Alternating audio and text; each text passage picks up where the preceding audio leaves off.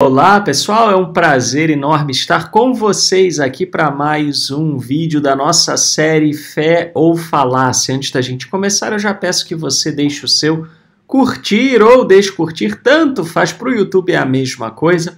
Você ajuda o nosso vídeo a atingir mais pessoas. Hoje nós vamos falar sobre um tipo de falácia que é bastante interessante e que nem sempre as pessoas percebem que é uma falácia. Eu me refiro ao chamado falso dilema. Falácia do falso dilema também é conhecida por outros nomes, como, por exemplo, falácia do tudo ou nada, falsa dicotomia, falácia do um ou outro, argumento do um ou outro, falácia da falsa escolha, falácia das falsas alternativas, pensamento preto no branco, falácia das hipóteses exauridas, bifurcação, meio termo excluído, sem meio termo e um nome que está muito em voga aqui no Brasil recentemente, que é polarização. E está muito em voga justamente porque esse é um tipo de falácia que é muito utilizado na política, né? Então, aquele famoso "se você não é por mim, você é contra mim". Então, se você não é a favor de um determinado candidato XYZ, então você é a favor do candidato ABCD, né? Ou se você é contrário a um determinado partido político, pensamento, ideologia X, então automaticamente você é da ideologia Y ou vice-versa, né? E, evidentemente, o mundo não é assim preto no branco. Isso, na realidade, é uma falácia, né? E eu trouxe aqui para vocês essa definição do mesmo livro, né, que a gente já viu aqui, do Bo Bennett, que diz o seguinte: quando somente duas escolhas são apresentadas, embora muitas existam, ou um espectro de escolhas possíveis existe entre os dois extremos. Falsos dilemas são geralmente caracterizados por omissões de escolhas. Então, essencialmente é isso. Você tem, na realidade, várias possibilidades, várias escolhas, ou você tem um espectro entre dois extremos, e o seu debatedor, ele parte, né, de uma ideia, ele apresenta a situação como se você só tivesse a possibilidade de escolher A ou B. E muitas vezes esse A ou B já é te induzindo para A, porque você escolher o B não seria adequado. Vamos então a alguns desdobramentos desse tipo de falácia em debates religiosos. A primeira forma eu chamo, é uma designação minha, tá, de apelo à fidelidade. Né? Normalmente, essa ideia de apelo à fidelidade vai aparecer na falácia do falso dilema ou falsa dicotomia da seguinte maneira: ou você pensa que nem eu, ou você não é fiel ao eterno, né? À sua fé, à sua religião, ou à Bíblia, ou o que você quiser, né? Então, normalmente, quando você olha para esse tipo de falácia, tem algum quê de apelo à emoção também, tá? Normalmente, né, pessoal, as falácias, elas costumam ter aí também algumas interseções, né? E é muito comum num debate você ter mais de uma falácia dentro de uma mesma argumentação, tá? A gente aqui está isolando apenas para poder ficar claro e entender melhor, mas muitas vezes você vai ver uma salada de falácias aí, tá? Lembrando ainda que o fato de alguém estar utilizando de falácia não quer dizer que essa pessoa esteja errada, quer dizer apenas que ela está usando de um argumento ruim, né? Muito bem, vamos a um exemplo aqui, num debate sobre festas bíblicas, né? Então uma pessoa chega para você e diz assim: você guarda as festas bíblicas ou não acha importante servir o Eterno? De novo, eu não quero aqui entrar no mérito se as pessoas devem, não devem praticar festas bíblicas, enfim, a questão não é essa, né? Mas é observar a falácia do falso dilema, né? Por que isso aqui é uma falácia? Porque eu apresento como se só tivesse duas possibilidades: ou a pessoa guarda a festa ou ela não acha importante servir o Eterno. E não é assim. A pessoa pode ter uma outra leitura sobre a relevância das festas bíblicas e ainda assim achar importante servir o Eterno, né? Quer dizer, uma pessoa, né, o fulaninho pode achar importante servir o Eterno e achar que ele não precisa servir o Eterno guardando festas bíblicas ou que ele deve servir o Eterno de outra maneira. Ele está certo, ele está errado? Eu não estou entrando nesse mérito, né? O que eu estou dizendo é que apresentar a questão como se só existissem essas duas possibilidades é que é a falácia, é o erro, né? Muito bem.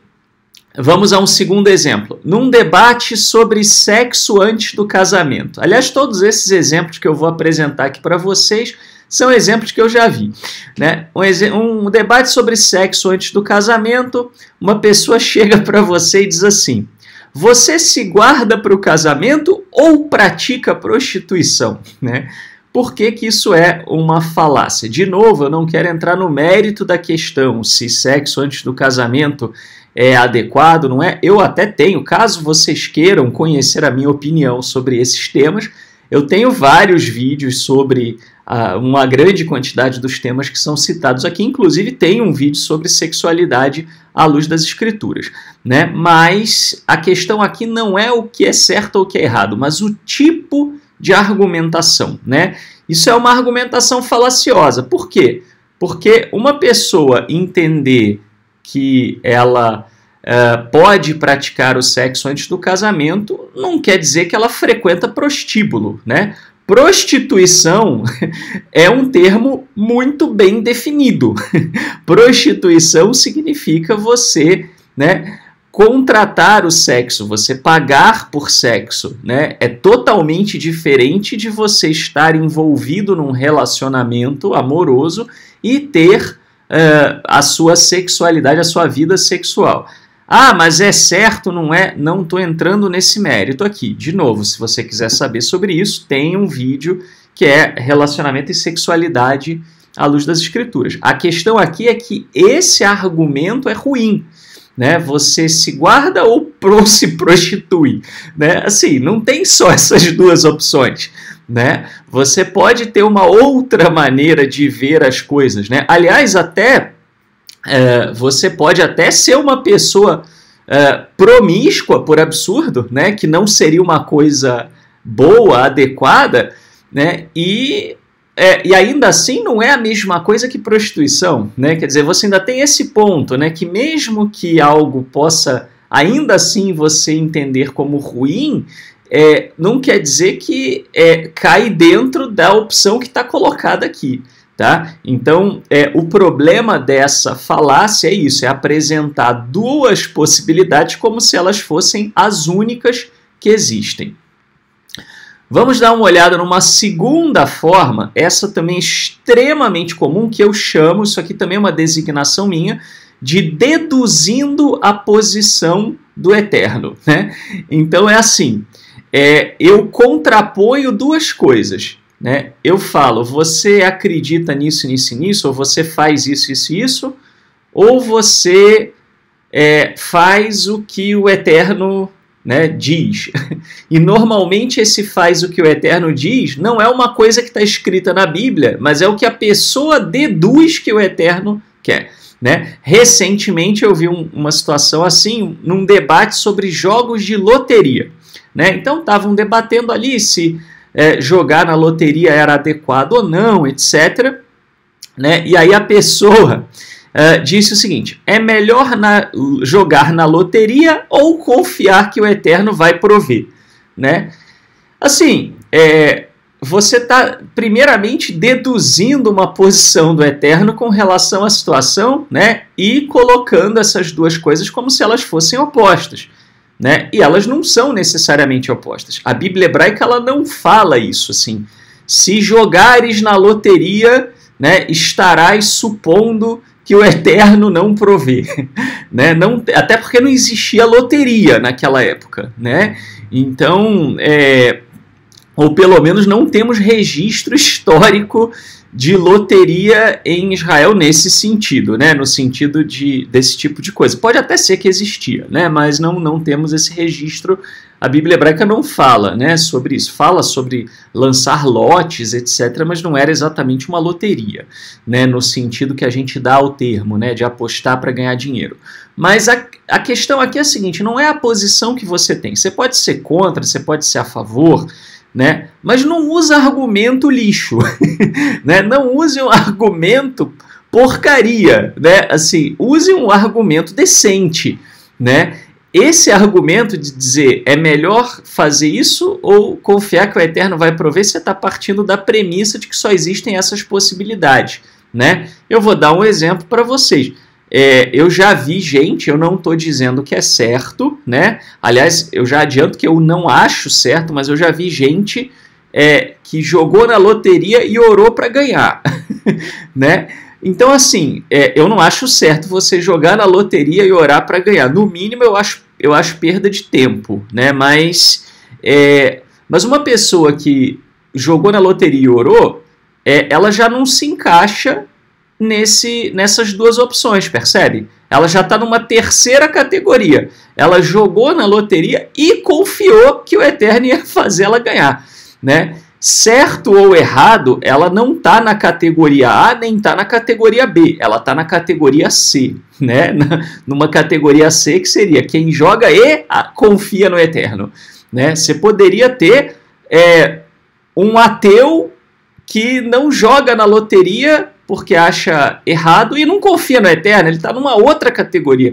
Então reparem, né, pessoal, a questão aqui, esses vídeos sobre falácias, eles não têm o objetivo de dizer quem está certo, mas de mostrar falhas argumentativas, né?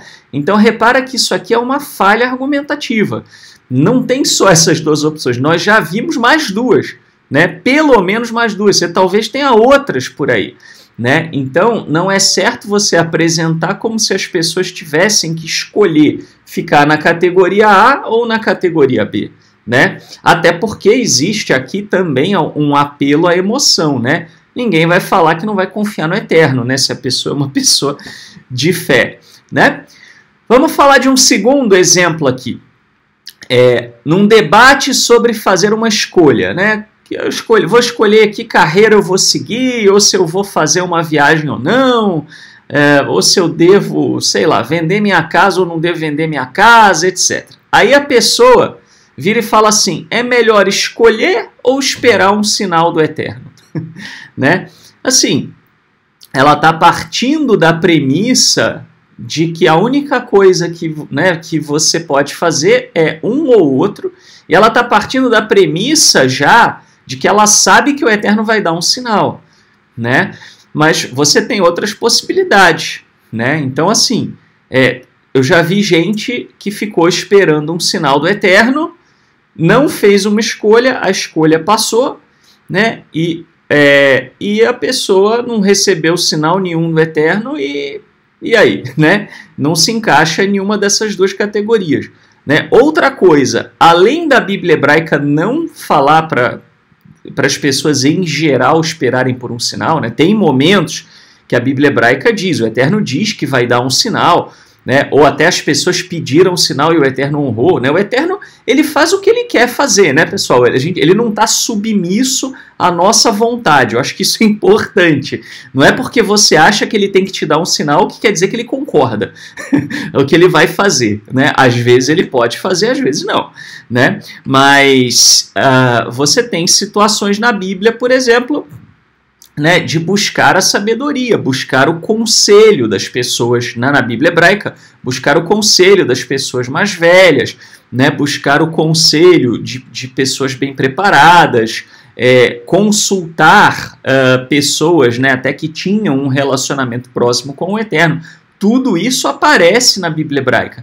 Então você não tem só duas escolhas, percebe? Não é ou eu espero ou eu faço uma escolha, né? Você pode perfeitamente buscar, por exemplo, sabedoria, buscar se informar e confiar que o Eterno vai te ajudar, né? E aqui também tem um pouquinho de apelo à emoção, né? assim, a pessoa já está sendo induzida a achar que se ela escolhe, ela não está confiando no Eterno. E não é assim, né? Ela pode fazer uma escolha confiando que o Eterno vai abençoar a escolha dela, por que não? Né? Ou ela pode fazer uma escolha confiando que o Eterno vai dar um sinal se e somente se a escolha dela for problemática para ela, né? Também é uma coisa possível. Então, repara, você não mata o problema com duas opções só, né? Você tem várias situações diferentes aí, tá? Vamos ver aqui uma terceira forma, que é o apelo à culpa. Essa forma também tem um quê de apelo à emoção. Muitas falácias têm, né? Apelo à emoção. Apelo à emoção vamos dizer assim, talvez a falácia mais comum, né? Ou pelo menos a mais comum de aparecer junto com outra, né? Então, assim, você está numa conversa informal, essa eu tirei do livro, do mesmo livro, ele apareceu no livro, né? Você está numa conversa informal e a pessoa vira para você e fala assim: eu não te vi hoje na congregação, achei que você fosse uma boa pessoa, né? Então, aí você ouve um negócio desse e você se sente mal, né? Assim, não se torture se você se sentir mal. Essa é uma frase que é feita para mexer com o seu emocional. E o seu emocional não obedece à lógica da razão, como a gente já falou quando falou do apelo à emoção, tá? Então, qual é a falsa dicotomia ou falso dilema aqui, né? A falácia está colocando como se você só tivesse duas opções. Se você é bom, você vai na congregação. Se você não é bom, se você não vai na congregação, então você não é bom, né? Por que isso é uma falácia? Primeiro, nem todo mundo que é bom vai àquela congregação ou vai a uma congregação. Tá cheio de pessoa boa que não vai a congregação nenhuma ou que não vai no lugar que você vai, né? Acho que isso é ponto passivo. E segundo, nem todo mundo que vai numa congregação é bom. Tá cheio de pessoa ruim, né? Nas comunidades religiosas, etc, etc. Aliás, você vai encontrar uma enormidade de pessoas ruins, né, dentro das religiões, né? Por quê? Pessoas com desvios de caráter, muitas vezes, numa comunidade religiosa, elas se sentem melhor com elas mesmas, então acaba atraindo muito, né, pessoas com problemas de caráter aí, igual mosca é atraída por mel, né? Não quer dizer que todo mundo que está lá é ruim também, né? Ou não quer dizer que a grande maioria seja ruim. Isso vai de cada lugar. Tem gente boa e gente ruim em todo lugar, né? Por isso daí é uma falácia, tá?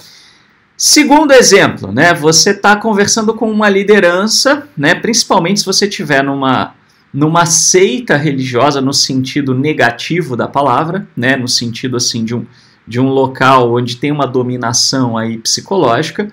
E aí você ouve o seguinte: você pode estar aqui com o Eterno ou seguir teu caminho, né? Isso não é assim, né? Isso não funciona dessa forma, né? O Eterno não é exclusivo àquele grupo. A pessoa pode estar com o Eterno e fora daquele ambiente, né? Aliás, você tem situações, tem exemplos na Bíblia hebraica de pessoas que seguiram o caminho delas, resolveram não estar junto com outras, né? E o Eterno falou: tudo bem, você não quer estar com fulano, beleza, mas se você estiver comigo, né, eu vou te abençoar. Um caso clássico é o caso de Roboão e Jeroboão, né? Quando você tem a narrativa de Roboão e Jeroboão, né, da separação entre os dois, o Eterno diz para Jeroboão que se ele, né, Jeroboão chega para Roboão e para a casa de Judá e fala: ó, vai seguir tua vida que nós vamos seguir a nossa, né? O Eterno fala: tá bom, então se você me seguir, eu serei contigo, né? Então, o Eterno ele não é exclusivo àquele grupo e a pessoa pode estar com o Eterno e fora daquele ambiente.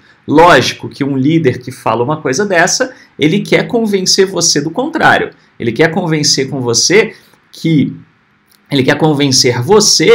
a sua relação com o Eterno passa por ele, ou passa por aquele lugar. E se você não estiver naquele lugar, ou você não estiver com ele, você não está com o Eterno, né? E isso é extremamente perigoso, extremamente tóxico, extremamente danoso, tá? Vamos a uma quarta forma de falsa dicotomia, eu chamo de polaridade teológica, tá? Polaridade teológica é você achar que uma pessoa ela vai se encaixar em de dois grupos ou opções dentro de uma questão teológica. Aliás, eu estou usando vários exemplos aqui com dois para ficar fácil, para não ficar muito grande também o vídeo, tá? Mas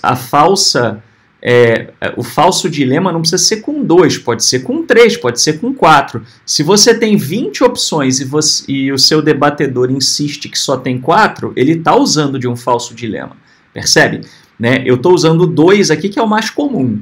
Tá? O mais comum é você ver A ou B. Tá? Mas existem situações em que o falso dilema pode se dar com mais opções. Tá? Isso aqui, eu passo por isso o tempo todo, né? Alguém vai perguntar a fé, né? Você fala que você acredita na Bíblia hebraica, etc., né? Como é o meu caso, e aí pergunta, você é judeu ou é cristão? Né? Ok, né? No meu caso até acertaria, né, em saber que eu sou judeu, mas não existem só essas alternativas, mesmo para quem crê na Bíblia hebraica. Você tem outras pessoas que creem na Bíblia hebraica e que não são judeus nem são cristãos, né? Vamos dar um exemplo. Uma pessoa que se identifica única e exclusivamente como um monoteísta, ou uma pessoa que se identifica como um Benei Noah, né? Como, né, um filho de Noé, etc. Já são pessoas, e eu não estou aqui dizendo o que é certo, o que é errado, se eu acho bom ou acho ruim, a pessoa será B ou C, mas já são pessoas que não se encaixam nessas duas alternativas, né? Mesmo entre, por exemplo, os cristãos, eles têm... nem todo cristão considera outro cristão como cristão. Isso é polêmico, né? Você pergunta, às vezes, para um cristão evangélico se um testemunha de Jeová, né, ou se um mormon é cristão, muitos vão dizer que não, né? E eles creem na Bíblia hebraica, né? Já vi casos de espíritas que creem na Bíblia hebraica, né? Ah, mas o quanto crê? Ah, mas a fé entra em contradição. Não entro no mérito. O que eu quero dizer quando você pergunta a fé de alguém, né, baseado no fato da pessoa crer na Bíblia hebraica, você não está necessariamente restrito a só 2 respostas, né? Muita gente, quando fica sabendo que eu sou judeu, vira para mim e fala assim, você é messiânico ou ortodoxo? Né? Assim, o mundo judaico é muito mais complexo e diversificado do que isso. Aliás, a grande maioria dos judeus não se define como nada, né? Eu, por exemplo, nem sinto necessidade de me definir com nada. Eu sou judeu, ponto, acabou, né? Sou judeu, até pelos padrões ortodoxos, né? Sou filho de mãe judia, né? A minha bisavó materna, mãe da minha avó, veio na época da Segunda Guerra Mundial da Hungria, né? Mas eu não me identifico como um judeu ortodoxo, né? Ah, então você é reformista. Eu não estou ligado ao movimento reformista, né? Não é tudo que o movimento reformista diz que eu concordo, né? Então, você é massorti? Não, também, né? Até não sou o caso, não é o caso. Até casei numa sinagoga massorti, mas não é o caso aqui, né? Mas é interessante que algumas pessoas acham que essa polaridade aqui, né? Ela é muito mais por falta de um conhecimento das opções do que qualquer outra coisa, né? Mas judeu você tem trocentos tipos. Você tem os sefaraditas, que muitas vezes não se identificam como ortodoxo ou não ortodoxo, né? No meio ashkenazi você vai ter reconstrucionista, você vai ter reformista, você vai ter o massorti, né? Você tem pessoas que são religiosas, mas não são ortodoxas, se definem como religiosas quando tem alguma prática, né? Aí você tem o camarada que ele é sionista ou não, se for para Israel, né, por exemplo, né? Aí você tem, dentro do meio ortodoxo, você tem o ortodoxo moderno, né? Aí você tem o ortodoxo mais clássico, aí você tem o ultra-ortodoxo, dentro do ultra-ortodoxo, trocentos grupos diferentes, né? A coisa é muito mais complexa do que essa questão, né? Até porque a grande maioria, né, dos judeus não aceita messianismo, né, como uma expressão válida de judaísmo, né? Embora existam judeus que acreditem nisso, não é considerado uma expressão válida de judaísmo pelo povo judeu na sua grande maioria. Digo isso sem querer, de novo, ofender ninguém, mas o meu objetivo aqui é apenas mostrar como a questão pode ser bastante complexa, tá? Muito bem, e o último exemplo aqui que eu trouxe, um debate sobre vida após a morte, né? Isso eu ouvi de uma pessoa, né? A pessoa falou, você não acredita em sono da alma, então você acha que tem Gasparzinho por aí, né? Isso é uma falácia. Quem está acompanhando a série sobre falácias consegue perceber que aqui tem um espantalho enorme, né? Uma falácia do espantalho, porque o fato de você de você não acreditar em sono da alma não quer dizer que você acredita em Gasparzinho, né? Mas a questão é a seguinte, você tem várias maneiras de pensar a vida após a morte, né? Você tem N formas de você acreditar na vida após a morte, né? Então, que não necessariamente implica em você achar que tem espírito vagando por aí ou que tem alma penada, tá? Então, assim, você reduzir todo um espectro de gente que acredita de N maneiras diferentes, você reduzir esse espectro a duas opções que são ou é sono da alma ou você acredita em alma penada, né? É uma falácia de uma falsa dicotomia, de um falso dilema, né? Aí você chama o acreditar em alma penada ou em espíritos, etc., de Gasparzinho, né? Já entrou na falácia do espantalho, né? Muito bem, mas então vocês podem perceber que você tem nesse falso dilema sempre um debatedor tentando te fazer ficar dentro da caixinha dele, tá? Então, como é que a gente não cai em falácia do falso dilema? Bom, se você estiver participando do debate, o falso dilema ele suscita muitas vezes uma forte necessidade emocional de se enquadrar numa das opções. Desde pequenininho você foi ensinado, né, que se você não é do time vermelho, você tem que ser do time azul, né? Então, o ser humano tem uma necessidade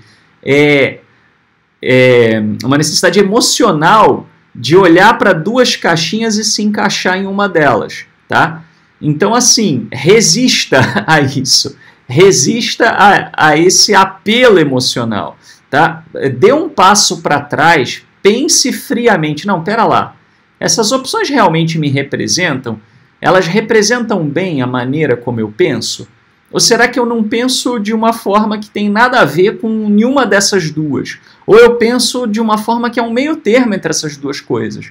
Tá? Você tem o direito de ter a sua forma de pensar. Você tem o direito de não ser pré-encaixado né, numa caixinha construída pelo seu oponente ou pela pessoa, né, com quem você está debatendo. O oponente que eu digo aqui não é num sentido negativo da palavra, mas no sentido daquele que está do outro lado de um debate, né? Pô, o debate pode ser amigável e tá cheio de debate amigável por aí que está repleto, recheado de falácia. Se você perceber um falso dilema, insista que existe uma terceira via. Não, nenhum nem outro, né?